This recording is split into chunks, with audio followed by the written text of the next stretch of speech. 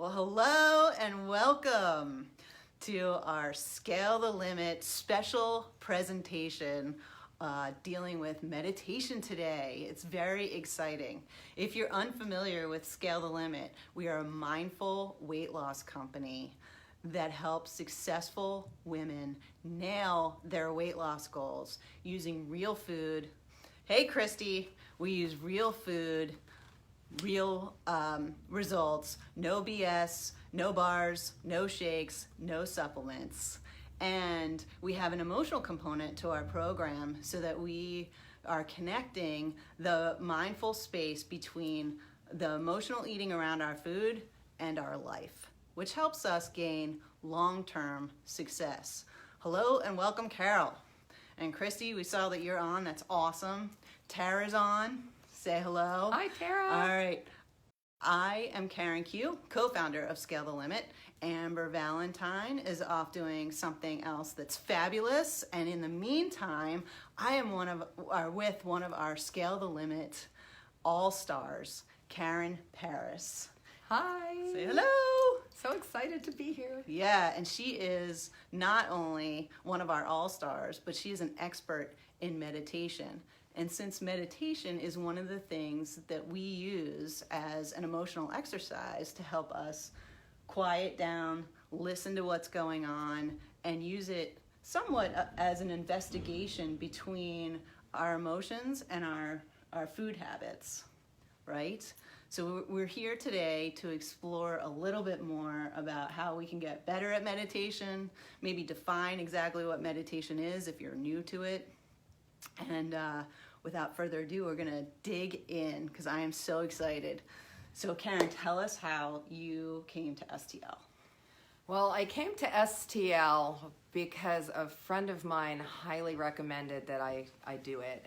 She said, you need to meet Amber, you have to talk to Amber. So I was very excited to do that. And we had a one-on-one actually in my Reiki room, in my home, in my meditation room. Right. She came and we were talking about STL and we were talking about meditation. And I think we were down there for like 3 or 4 hours by the time we finally emerged. Right. We really hit it off. And by the time she left, I immediately had taken the first step to change what I was eating. And I jumped onto the next challenge like 3 days later. And the rest is history. I'm at 65 pounds down as of today, which is very exciting. Yes, congratulations. And, I am heading towards that post-childbirth or pre-childbirth number. Yes. And my son is 37, so it's time. Yeah, I always say if you want to lose that baby weight, no matter how old the baby is. That's it. That's exactly it. Now, So Tara's on with us. She says both of you ladies are awesome. oh, you're awesome too, Thank Tara. you, Tara. We love you too. Jessie just got on. Welcome, Jessie. Carol says, congratulations, Karen, on 65 Thanks, pounds. Carol. One of the things I forgot to mention is if you have any questions about meditation, definitely put them in the comments here and we'll have Karen answer. The other thing is please share this out with your friends, especially the people that have been dabbling in meditation and want to know a little bit more about how to get their practice on solid ground. Exactly. Yes. And I was talking about this a little earlier because we were at a networking event today, and the most important thing I think for all of you all to remember is the only way you can do meditation wrong is to not do it at all. Right. And there's just no wrong way to spend a few moments alone with yourself, in your own mind, in your own thoughts. And that is the best gift that you can give to yourself, and you should do it every single day. And I have a rule that I never go to bed until I've had at least 1 hour of me time. So if that means I'm staying up late, you know, I'm taking it. If I have to wait until my husband is asleep and all my clients have had all of their business needs met, and in real estate, sometimes that can go pretty late in the day because if you're writing a contract, I've written contracts at like 3 a.m. for clients before because it was a necessity, you know? So then I finish that and I take that hour and then I just sleep in a little extra in the morning. But you have to take that time no matter how late it comes. It's very important. All right, so Christy asks, how do you do it? And Jessie is saying, hey there, congrats. I've been teaching meditation courses for about 10 years now, and it's life-changing. And in fact, Jesse offered to do a meditation for us inside the circle. So keep that in mind. We'll have you answer the question in a second, how do you do it? I will say that on our 60-day program that we go through, removing sugar and then removing carbs and then getting into laser fat burning, we start to institute the meditation practice pretty early on along with the food program. And one of the things that we say is take 10 minutes and sit completely still, breathe a little, and start to clear your head. Right? So that's how we start. How do you start? How I start now and how I started, say, 20 years ago or 10 years ago is very different, because now I go into my space that I have set aside in my wellness area in my house, and I sit there and I just jump right in. I light some sage, I turn on my essential oil diffuser, and I just go right into the zone. But when you're starting fresh, what you want to do is not scare yourself away from it. So get in the shower in the morning and turn the water on and feel the warm water coming down over your head, and just feel the sensation of that and think about it. And does it remind you of a rainy day, where it was a warm rain in the spring? And take yourself to that space and enjoy that moment that you had. Or were you on the beach and it started raining and you were running and it was fun? And take yourself to that moment. In my experience, I'm not teaching people to be mindless or empty-headed in their meditation. I want them to fill that space with something that's healing for them, something that's wellness. In terms of growing what you're trying to create in your life. If you're trying to create weight loss in your life, then what you want to fill that space with is the things that bring you joy. Think about the things it's going to change in your life. Is it going to remove pain from your life? Envision yourself dancing in a field and how good that feels not to have pain in your joints. Envision, dancing with your significant other, in a club at night, and having your arms around each other and having it not hurt.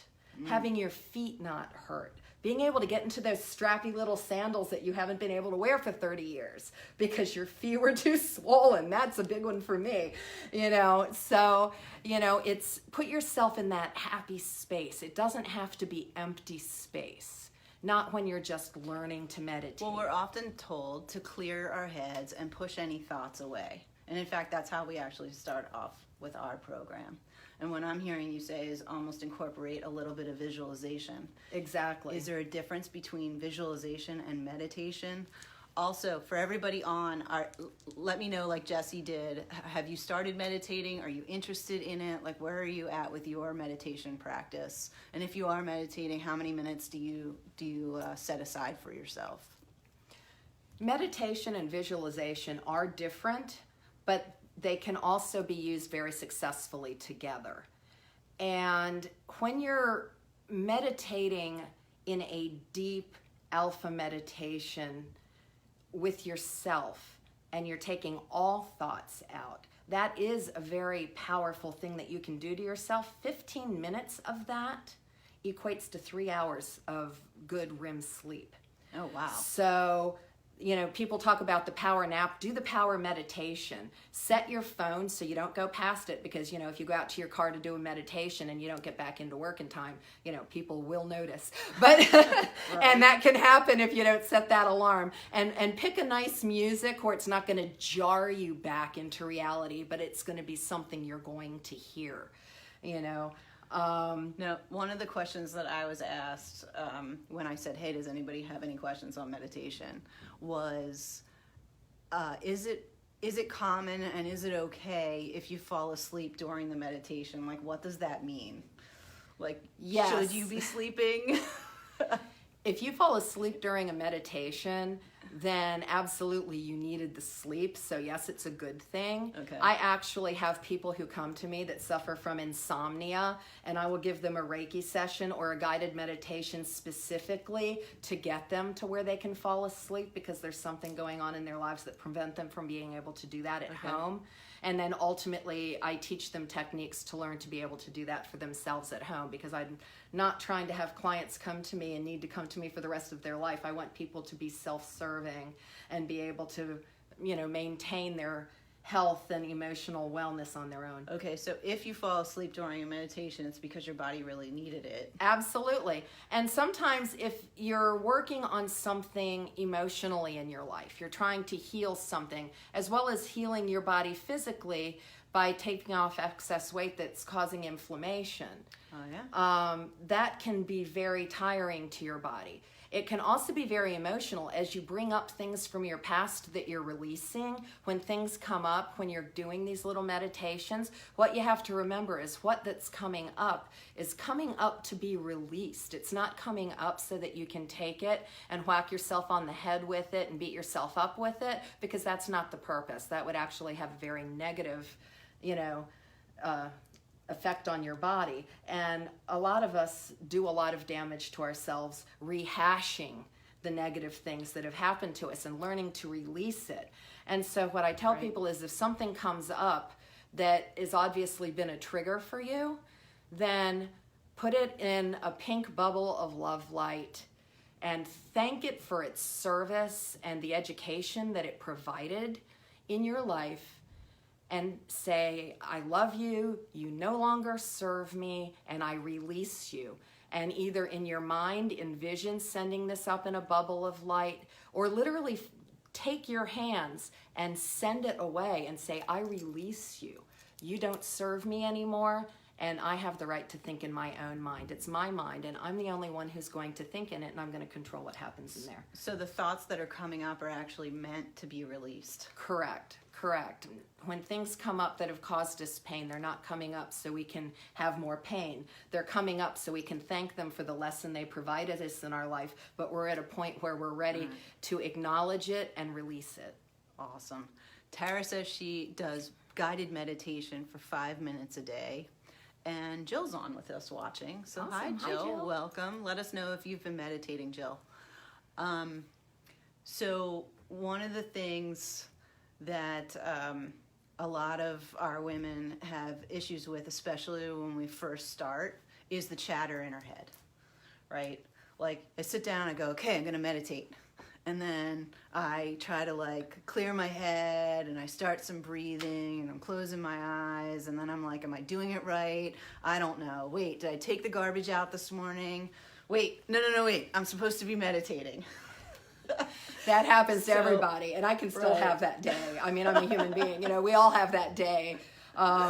That's funny because that reminds me so much of when I was actually first taking my Reiki training and my meditation training from the person I learned from years and years ago.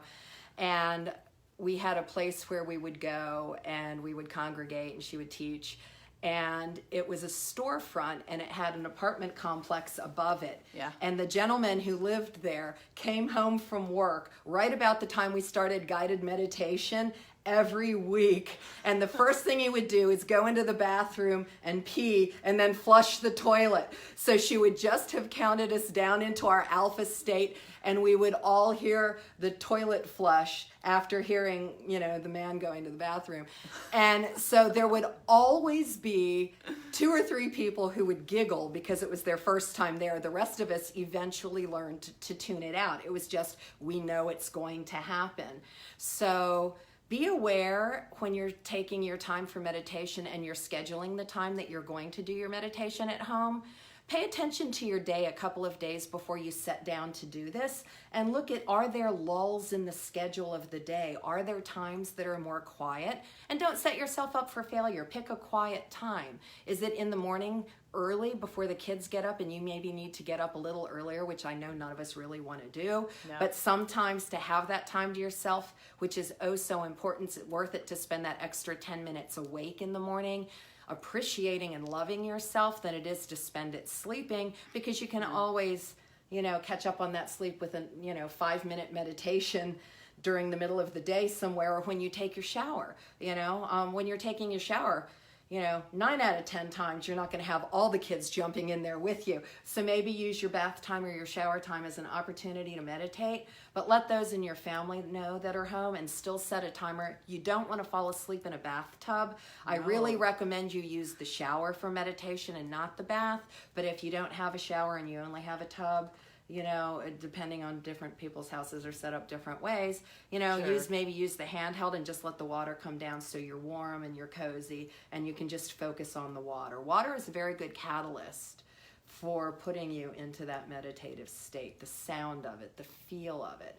And so I recommend, like, washing dishes is such a great meditation. Really lather them up and do them the old-fashioned way, and get your hands in there and feel that warm water and play with the bubbles, and just focus and just enjoy being in the moment. Anytime you're in the moment, in the now, focused on yourself and the enjoyment of that, that's a meditation. So you don't have to close your eyes or be in a small, quiet room. You can actually meditate anywhere. You can meditate anywhere, and you can meditate without other people knowing. And I've actually taught a class where I teach people meditation triggers, so that they can embed a command in their mind, so that when they're stressed out and they want to take themselves to that place of calm, they can actually alter their mentality by simply crossing their fingers or snapping their fingers, and it shifts their energy. Wow. And it takes a while to train yourself to do it, but it can be done. Deep meditations and things that I do where I work on people one-on-one is when they've got an issue that they just can't release. They want some help from someone. They want to have a consultation, talk about it, release it, get it off their chest. Sometimes I'll physically have them write it down, and we'll burn it in a pot, and I'll be like, it's gone now. Let's release that, and we'll do a meditation and release that. There's a lot of different ways to get rid of those negative thoughts so that you don't use them to cause, harm in your body and dis-ease in your body. Dis-ease, yes. Dis-ease, yes. You need to... Dis-ease is the root of all disease. Right. Embrace the discomfort and release it. Exactly. Right? Get rid of the disease. So Jill said hello a while ago and says, yes, I do meditate, but not as often as I'd like to. But we're actually giving tips today on how maybe you can work it in a little bit at a time. What are your thoughts on only having 5 minutes? Do you need to have 20? No, you don't. 5 minutes is fine. Really, any amount of time that you can spend meditating is better than none. You want to give yourself a couple of minutes so you can say, I'm going to meditate, and then you have enough time to meditate and go, okay, I'm done, But literally, brushing your teeth can be a meditation. You've got a toothbrush in your mouth. Usually, unless you have toddlers. 2 minutes. Yeah, unless you have toddlers that are in there constantly when you're brushing your teeth, which I understand. Right. I have grandchildren. If you've got a toothbrush in your mouth, less people will try to talk to you, and you can get inside your own head. And you can use that as a meditation. Your body can be physically moving, and your mind can be meditating. There's a lot of different ways to meditate. There's formal meditation. Who's going to try the toothbrush method? It works. And hey, Mary's on. I know. Who's going to try washing dishes? Who's going to try Tell me what you've heard today that you might want to try as far as meditation is concerned. Washing dishes. Folding laundry is another good one. Okay, so because you don't really need to use your brain it's the repetitive. So any kind of repetitive motion. Where your hands are moving. And that's very helpful for a lot of people that have a hard time sitting still. Yes. If you're a very active person, high D, high I, and you can't sit still, you're go, go, go, go, go. Doing a meditation where it's a repetitive action is going to help you. And, I'm a high D, but I can sit and meditate for an hour and not have a problem with it now because I've learned, because I've trained, I've gone through the cycles of the different things, and you train your body and you train your mind. We can all learn to do anything that we put our minds to. It's just repetitive, practice. So tell us how a progression would go. How do I start at 3 minutes or 2 minutes of brushing my teeth and then work up to 15, 20 minutes? And what's that practice look like? Okay. Well, if you're going to make a commitment to say meditate while you're brushing your teeth, the first thing I would do is make a note that says, I will meditate for 3 minutes while brushing my teeth, and tape it on the mirror in front of your sink. So when you get up to brush your teeth, you see it and you see that you've made a promise to yourself, and honor that you've made a promise to yourself and really do it. Oh, yay, we're getting hearts for that. And Carol says she's definitely going to meditate in the shower. She's interested in that. And you can do the same thing. You know, you can put a reminder in the shower and get a piece of like clear packing tape and tape it up on the tiles so you can see it. You can even, if you want to give yourself a leg up and there's something that you know you love to think about that involved water, put that on a thing and put clear packing tape and tape it in your shower so you see it.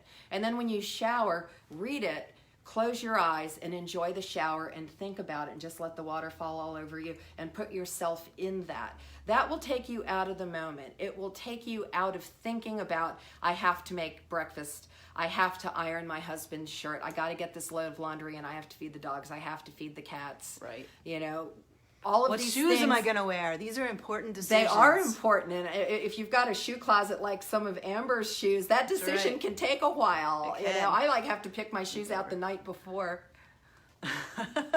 Exactly. So, you know, it's like, these are the shoes I'm going to wear tomorrow. What goes with them? But, you know, it's, you know, just give yourself a leg up. Leave yourself little notes. Set a timer in your phone to wake up to meditate. Okay. If that's when you're going to do it. Set a timer at So- the end of the day that I'm going to bed and meditate now, if that's when you can get your quiet time. So we want a repetitive schedule, something that we can do consistently. And Correct. that getting that down is kind of the first step, Yes, right, of meditating. absolutely. Christy says bath time each night helps. It relaxes her body and her mind. Yes, I love that. Absolutely. And And, then you can add aromatherapy to that and take it to the next Oh, level. There you go. And would we use a diffuser for that? You can use a diffuser for that in your bathroom and use essential oils. Or if you have a spice rack in your kitchen, you can get like a knee-high pantyhose and put like a little peppermint tea. Is anybody wearing pantyhose anymore? Well, that's why, you know, I but know. but do you have them? Because cut the toes you off, have them? right? And you put herbs in them and you tie it off and you throw it in your bathtub. In the wintertime, eucalyptus, rosemary Okay. is phenomenal. And if you add a little Epsom salts, it also love that. draws it out if you're catching a cold or anything. So you get the little essence. You're not going to have herbs all in your tub that's going to leave a big mess. All right. Coffee grounds smell great too. All those pantyhose that you're not sure what to do with, but you didn't quite want to throw out. There you go. You There put you the go. herbs in them and throw them in your tub. I love it. All right, Tara says shower time is a beach time meditation. There you go. That's good. I love the beach time as well. Yes, any moment I can spend at the beach is a good moment. Yes, Absolutely. It does remind me. Okay, so we've got our reminders. We're starting to get consistent, either in the shower, brushing our teeth a little bit. That's like a couple of minutes, up to like 10 minutes. Then what's next for more advanced meditation? Adding your positive affirmation to your meditation and making sure that meditating in your happy place, and then while you're still in that peaceful mindset, repeating your positive affirmation to yourself 3 to 5 times so that you're embedding it. They teach us in like sales training that if you don't say something 3 times, your client's not going to understand it. They're not going to hear it because we're giving them so much information in such a short period of time that the important things you have to repeat 3 times. So you want to always repeat your affirmation to yourself at least 3 times.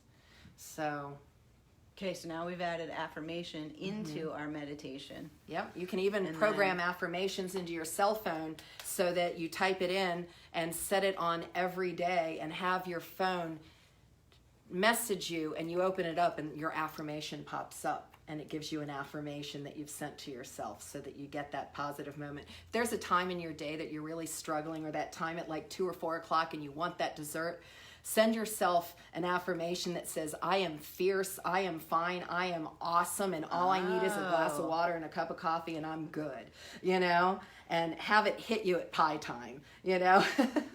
That is a really good tip. At pie time, so that way I call it you're pie time getting- because my office, it was always 2 to 4 o'clock. They'd send all of the property managers out to go pick up pies and bring them back to the office. I bet. And that's So- when you need a sugar hit anyway. Right. Right? Tara, So- Tara says So that's a I get my cool positive idea. affirmations on. That's my pie time. My sweets to myself is my affirmations now. It's a game changer. All right, how about breathing? Is there some kind of breathing that we should be adding to these meditations? Yes, there are so many different kinds of breathing. So I'm just going to put it out there that depending on the modalities of meditation that you do, there's different kinds of meditative breathing. There's yoga meditative breathing, spiritual meditative breathing, athletic breathing. There's just so many different Wow. types of breaths that you can take. And what I like to do is breathe in and out calmly, consistently, but without holding one's breath. When you hold your breath, you're depriving your body of oxygen in that moment. And your mind is immediately going to go, I'm being deprived of oxygen, and it's going to take you to a different place for this kind of spiritual, personal, loving work. I want you to breathe in and breathe out. Breathe in through your nose and out through your mouth, calmly and steadily at whatever pace is natural for you. And it's going to be different for each and every one of us. When I teach a class and I have maybe 12 people in the room, everyone's breathing at a different pace. So I start them at my pace, and then I stop counting the pace, and I let each person go at their own pace. Okay. Is there something about getting the extra oxygen It helps. in the beginning? There are, I don't want to get into modality discussions, because there are so many different thought processes on if holding your breath is good for you or if it's not good for you. Okay. Speaking for me personally and my personal health issues, holding my breath would be life-threatening to me. Okay. So Don't I do don't that. do it. No. I don't do it. I can't scuba dive anymore. I can snorkel, but I can't scuba dive because the forced breaths create too much pressure. So I have to breathe in and out calmly. People who have inflammation, if they have high blood pressure, artery inflammation, portal hypertension, or heart problems, holding your breath is going to have an effect on that. So what you want to do is breathe calmly and a little bit more slowly than you might in your fast-paced daily life. You want it to be deliberate, and you want it to be calming breaths.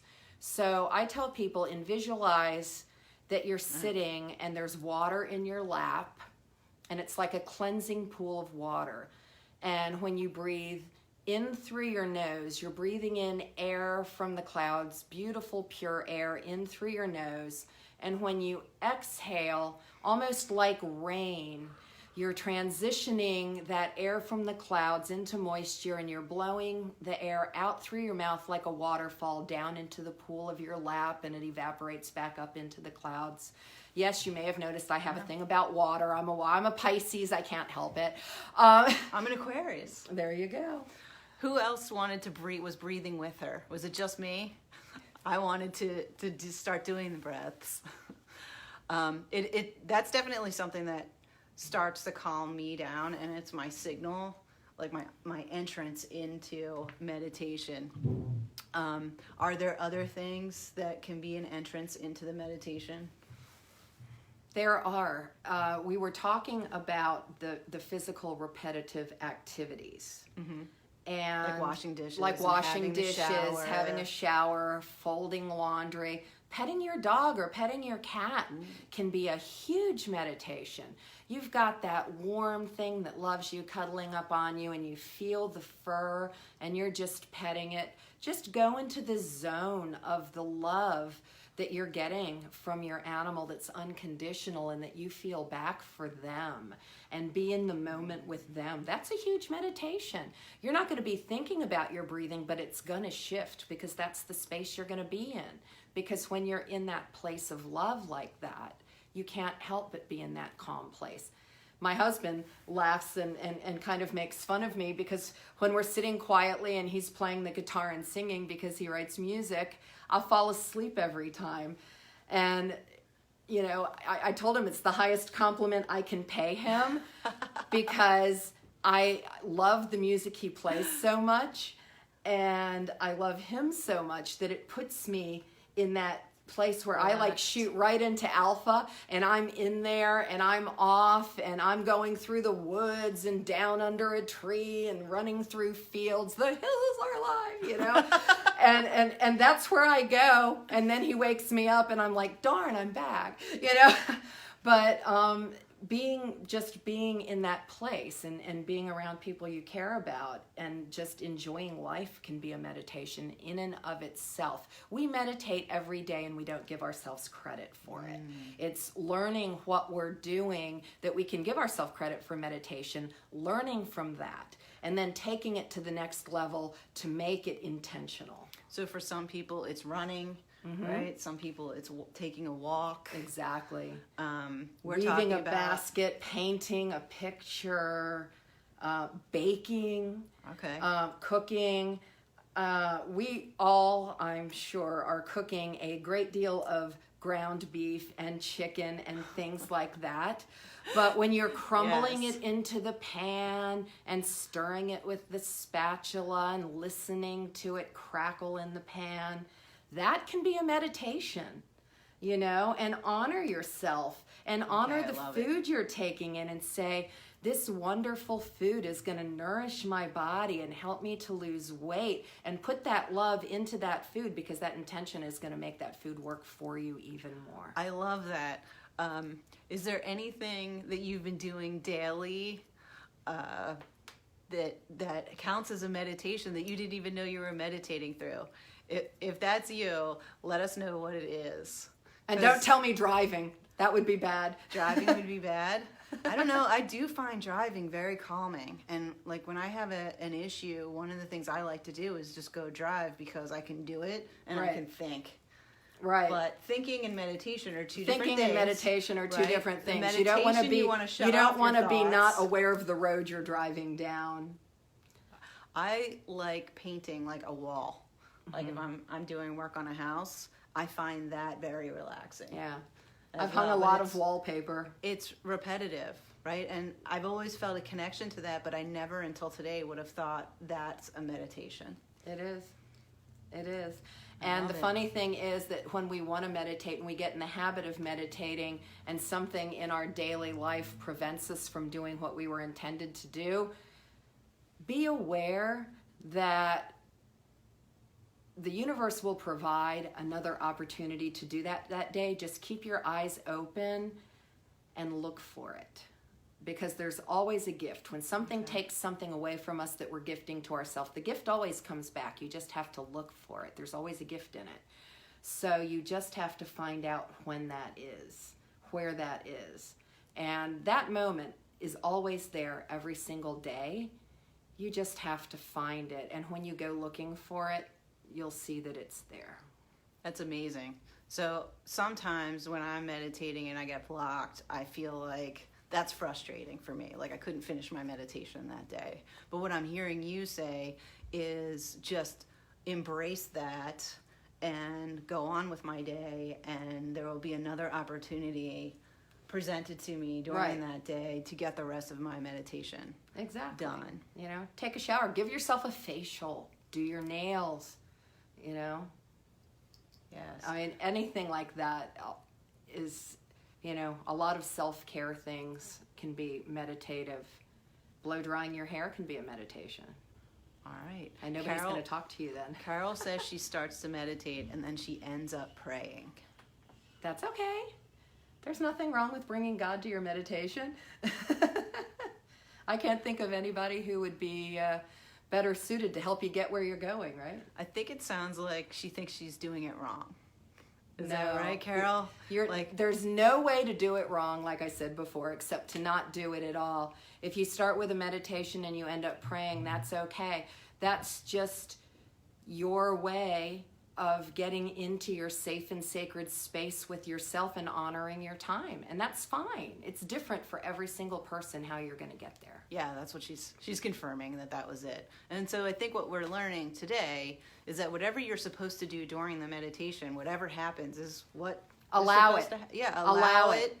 And as the thoughts come up, you're releasing them out into the world. It's not something that you need to grapple with or struggle with, unless it's that Exactly. chatter that you're just trying to quiet down, right? Exactly. So if it's the chatter, what's the best way to clear that chatter? If it's chatter that you're giving to yourself, then you do need to kind of just push it away and say, I will do that later. It will wait for me. Your dishes will not get up and walk away. Right. You know, If it you're doesn't not matter washing how them. dirty they are and how many weeks they've been sitting there. They Right. still will not walk away. They will wait Or- for you in the sink with whatever. Or the shoes But that you need to pick out that day, your Exactly. closet will still be there. It will all still be there. So just, put it away. But if you can't seem to get past it, start with a more physically active meditation. Do the laundry folding, do the dishwashing, do the shower meditation. Do something to where you're actually physically engaging, because that will be a distraction from the chatter that's coming in. Generally, that'll work. If you're having a Fantastic. really hard time with it, I do one-on-one sessions where I help people to get their meditation on, and we talk about what your chatter is and what might be the reason for the chatter, because different chatters have different repercussions.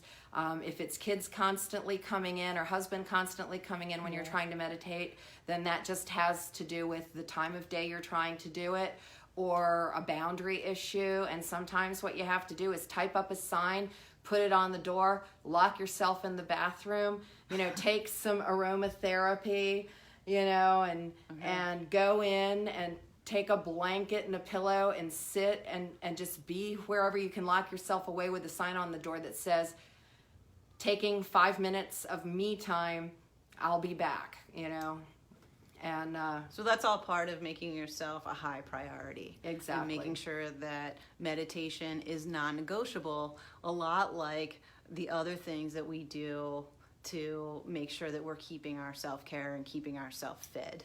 Exactly. Yes. Exactly. And you don't have to meditate by yourself. I mean, if your family is totally on board with you meditating and they're supportive, they could join you. There's There you no go. law You that do says family they can't join meditation. you. You can all sit down and say, okay, remember that great vacation that we had? Let's all take 5 minutes and quietly sit together and think about all the fun things we did. And then you're all in your happy space thinking about that together. And then when you come out of it, share what you all were each thinking and what the highlights were, and bring the family into it. There you go. Now you've got a family connection and you Exactly. get your meditation time. Exactly. I love that. Tara says, have the do not disturb sign. That's it. That's right. So if you're going to do it by yourself, definitely employ that do not disturb sign. And if you really can't work it in, maybe you bring it up as a family event. Exactly. Make it an event on your calendar. Where there's a Something will, that there's you're a going way. to do once a week or more. Christy says, I just turn everything off and just sit and meditate about something. There you go. Excellent. Well done. All right. Well, thank you so much for sharing all thank these you for awesome asking me. tips. I know that I learned something. Share with us what you learned today that was new as we wrap up. Karen, you're tagged on this live. So, And I'm in the group, so you know where to find me. right, but we're actually out on the business page. We're in the public page. This will also be posted to the Sugar is the Devil Detox Diva group, where right now we are in the middle of our 7-day sugar detox. So if you haven't been following all the fun that's going on in that group, definitely jump over there. You can see Amber tonight at 6 p.m. live, where she is going to give away the Spiralizer. So if you are following and you haven't gotten into the Spiralizer drawing, all you need to do is jump over to the Detox Diva group and check out the post that was posted around 6:30 last night. It is a video of our May Queen, Vicky, sharing why breakfast is not the most important meal of the day. All you have to do is share that with your friends and then comment that you shared it, and you're in the drawing for the Spiralizer. Now, this Spiralizer is an awesome tool that we all use on the program and off to cut our sugar. I know you have one. I do. And I do, and I butchered an eggplant. Did you? I did. It was pretty bad. So Anna sent me a video in like 3 texts on how to do it. Apparently, my eggplant was too ripe, so the density of the vegetable matters. Okay. But I love my Spiralizer now that I know how to use it. All right, with oh my gosh, Spiralizer is great for zucchini and squash and replacing pasta with vegetables.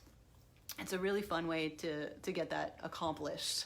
Okay, so that's 6 p.m. tonight with Amber over in the Diva group. And then next week on Tuesday, Amber and I will be back for another round of some kind of crazy game, I'm pretty sure, and prizes at 10 a.m.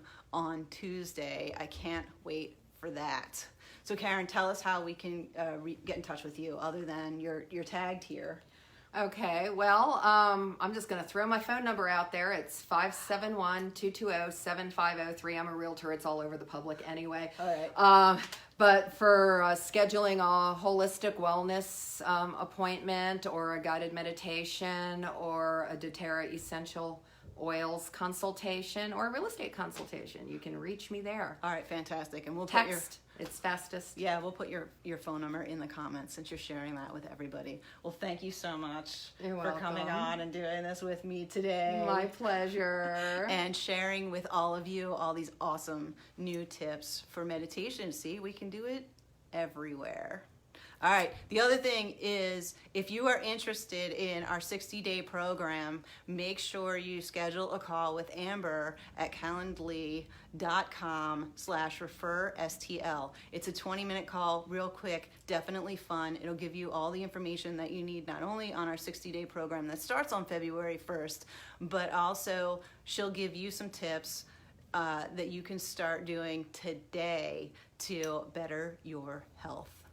All right, with that, we always close telling everybody that, in case you didn't know, we love you.